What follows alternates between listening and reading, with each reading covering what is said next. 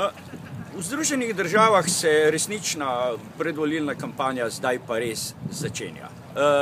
Zanimivo je, da se bosta oba kandidata, tako domnevni republikanski Mitt Romney, kot uradni že seveda Barack Obama, trenutni predsednik, se bosta zdaj borila za vse tiste volivce, ki še niso opredeljeni. Iskala bosta nišne skupine, jim obljubljala marsikaj, kar sta jim že obljubljala, marsikaj, kaj nista, in bosta spreminjala velikokrat svoja stališča, kar se je ravno kar pokazalo, naprimer glede odnosa do istospolnih porok, kjer je Obama pred leti bil za, potem ni bil več za, zdaj je pa spet za.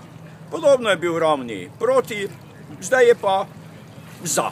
Oziroma obratno, bil je za, zdaj pa je proti. Ali nikoli ne veš, kaj se bo vse zgodilo do samih volitev. Ker Romney je tako spremenil stališča že do abortusa in še mnogih reči. Da ne govorimo naprimer zdaj okrog pomoči avtomobilski industriji. Namreč, ko je država pomagala avtomobilski industriji, da se je izvlekla iz tistega, kar ponavadi spravljamo v straniščno školjko, je Romney napisal velik komentar za New York Times, kjer je povedal, da bi on pustil vse skupaj propasti. Zdaj pa hodi okrog in prepričuje delavce, da je Obama naredil točno to, kar bi Romney sam storil.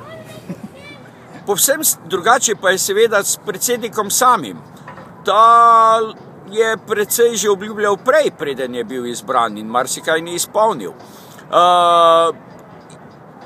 Poglejte, pred leti je znani britanski lingvist objavil knjigo, ki se je reče Kako delati s stvarmi z besedami. To je teorija performativa. On je govoril o tem, kako neke besede ne samo da opisujejo stanje, ampak ga ustvarjajo.